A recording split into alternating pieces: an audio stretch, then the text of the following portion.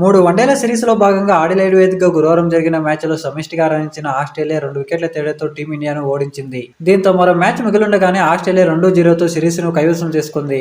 ఆడిలైడ్లో team India ఓడిపోవడం 17 ఏళ్ల తర్వాత ఇదే తొలిసారి. ఈ ఓటమితో శుభ్మన్ గిల్ వన్డే కెప్టెన్సీ తీసుకున్న తర్వాత వరుసగా 2 వన్డేల్లో ఓడిపోయిన టీమిండియా కెప్టెన్ల జాబితాలో చేరాడు. ఇకపోతే టీమిండియా ఈ మ్యాచ్లో 3 కీలక క్యాచ్లను నేలపాలు చేసింది. నితీష్ కుమార్ రెడ్డి బౌలింగ్లో 24 పరుగుల వ్యక్తిగత స్కోరు వద్ద మాథ్యూ షాట్ ఇచ్చిన క్యాచ్ను అక్షర్ పటేల్ నేలపాలు చేశాడు.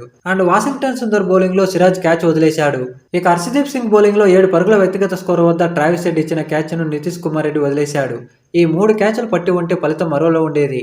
2 అవకాశాలతో మాథ్యూ షాట్ చెలరేగిపోయాడు. 74 పరుగులతో భారత్ పతనాన్ని శాసించాడు. ఇక ఆస్ట్రేలియా స్పిన్నర్ అడమ్ జంపా 4 వికెట్ల తేడాతో భారత పతనాన్ని శాసిస్తే భారత స్పిన్ ఆల్రౌండర్లు 3 వికెట్లు మాత్రమే తీసుకున్నారు.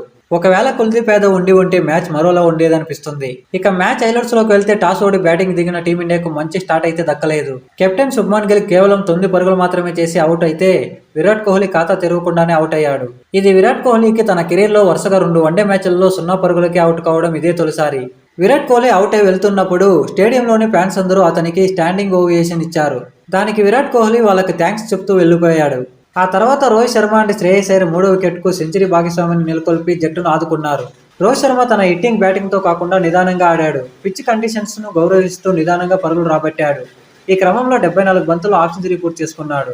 ఇది రోహిత్ శర్మకు 2015 తర్వాత ఇదే స్లోయెస్ట్ ఓడిఐ 50. అంతేకాకుండా టీమిండియా పరంగా రోహిత్ శర్మ తన ఓడిఐ కెరీర్ లో 11,249 పరుగులు చేసి సౌరవ్ గంగూలీ రికార్డును బ్రేక్ చేశాడు. రోహిత్ శర్మ కంటే ముందు సచిన్ టెండూల్కర్ అండ్ విరాట్ కోహ్లీ ఉన్నారు. రోహిత్ శర్మ అండ్ శ్రేయస్ అయ్యర్ హాఫ్ సెంచరీలతో క్రీజులో కుదురుకున్నాక టీమిండియా భారీ స్కోర్ కన్ఫర్మ్ అనుకుంటే ఆస్ట్రేలియా మరోసారి పుంజుకుంది. తక్కువ టైంలోనే రోహిత్ శర్మ అండ్ శ్రేయస్ అయ్యర్, కేఎల్ రాహుల్ ను అవుట్ చేసింది. దీంతో టీమిండియా ఒక్కసారిగా కష్టాల్లో పడింది. స్టార్క్ రోహిత్ శర్మను అవుట్ చేస్తే ఆ తర్వాత జంప్ తన స్పిన్ మ్యాజిక్ తో అయ్యర్ అండ్ కేఎల్ రాహుల్ ను బౌల్ చేశాడు. ఈ దశలో అక్షర్ పటేల్ అండ్ వాషింగ్టన్ సుందర్ 6వ వికెట్ కు 39 పరుగులు జోడించి పరిస్థితిని చక్కదిద్దే ప్రయత్నం చేశారు. ఇక క్రీజులో ఉన్నంత వరకు అద్భుతంగా ఆడిన అక్షర్ పటేల్ ఒక స్టన్నింగ్ క్యాచ్ కు పేలింగ్ చేరాడు. చివర్లో హర్షిత్ రాణా అండ్ హర్షదీప్ సింగ్ వికెట్ పడకుండా జాగ్రత్తగా ఆడడంతో టీమిండియా 9 వికెట్ల నష్టానికి 264 పరుగులు చేసింది.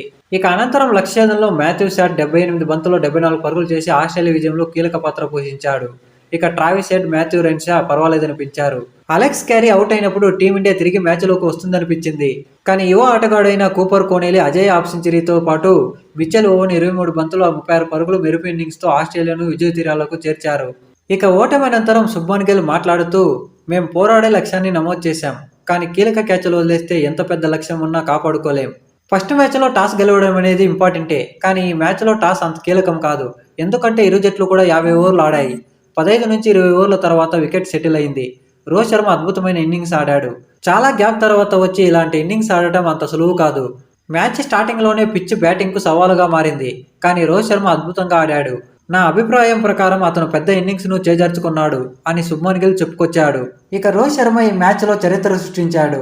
వన్డేల్లో ఆస్ట్రేలియా గడ్డపై ఆ జట్టుపై 1000 పరుగులు చేసిన తొలి భారత బ్యాటర్ గా నిలిచాడు. ఈ జాబితాలో రోహిత్ శర్మ తర్వాత Virat Kohli 802 runs, Sachin Tendulkar 745 runs, Mahendra Singh Dhoni 684 runs తో ఉన్నారు.